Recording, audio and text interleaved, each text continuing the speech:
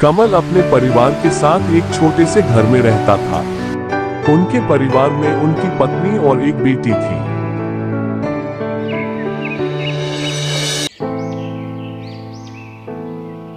वो सुबह होते ही काम के लिए निकल पड़ता था।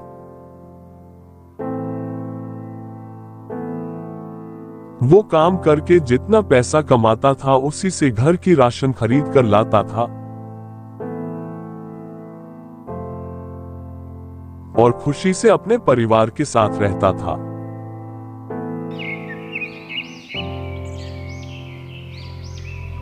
अगले दिन सुबह कमल काम के लिए निकल रहा था, तभी कमल ने बोला, अरे भाग्यवान, कुछ खाने को है तो दो, समय निकलता जा रहा है। हाँ हाँ लाती हूँ, रुकिए। खाना खाकर वो काम ढूंढने के लिए चल पड़े।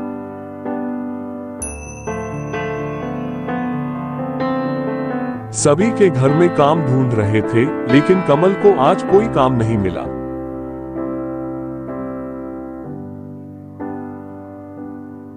शाम को वापस अपने घर की तरफ खाली हाथ लौट कर आया।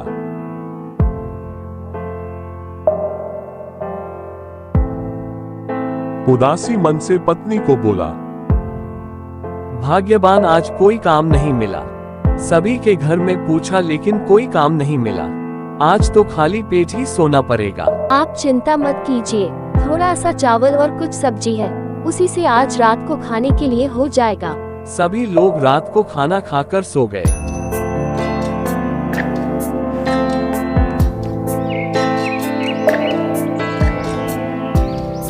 सुबह होते ही कमल फिर से काम ढूंढने के लिए चल पड़ा। सुबह एक साधु कमल के घर आया।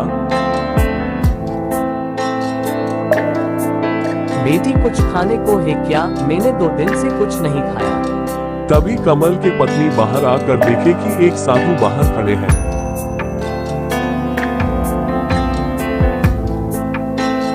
साधु को प्रणाम करके बोले, आइए गुरुजी, हमारे इस गरीब के घर में पधारिए। चलिए अंदर चलिए।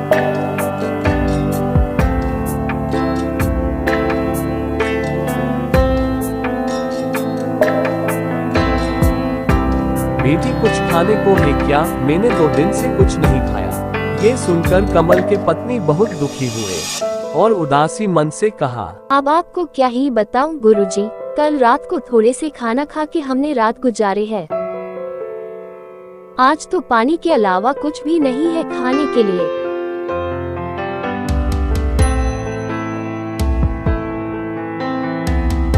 बेटी, मुझे कुछ नहीं चाहिए। मैं तो केवल तुम्हारी परीक्षा ले रहा था। तुम्हारा मन बिल्कुल साफ है, इसीलिए मैं तुम्हें कुछ सोने के सिक्का दे रहा हूँ। इस सोने के सिक्के से तुम्हारे सारी दुख तो दूर नहीं होंगे, लेकिन इस सिक्के का सही इस्तेमाल करोगे तो अवश्य तुम्हें सफलता मिलेगी। सिक्के देकर साधु चल दिए। उस दिन कमल को भी काम मिल गया था, इसीलिए वो बाजार से घर का राशन भी खरीद कर ले आया। घर पहुंचते ही कमल के पत्नी ने कमल को सारी बात बताई।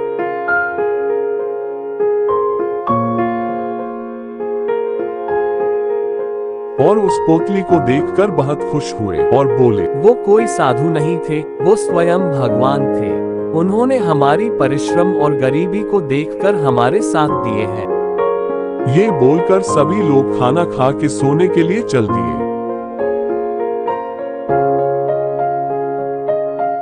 उस रात को वो सोचते रहे कि इस सिक्के का क्या किया जाए। तभी उसने सोचा कि क्यों ना एक गाड़ी खरीद लिया जाए।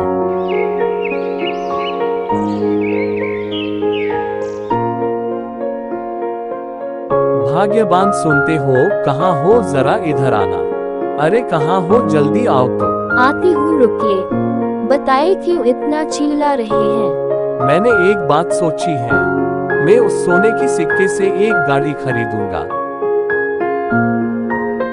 आपका दिमाग तो ठीक है ना?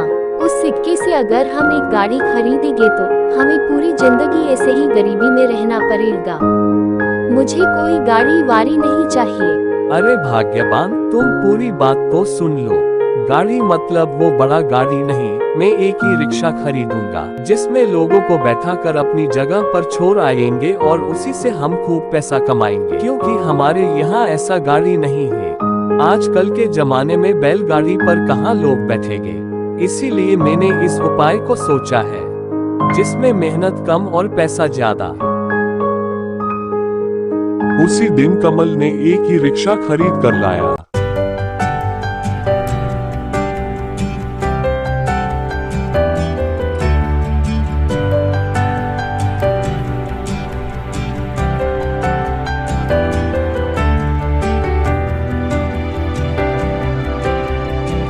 उसी दिन से वो लोगों को अपने रिक्शा पर बैठा कर उनके जगह पर छोड़ आते और मेहनत से पैसा कमाने लगे।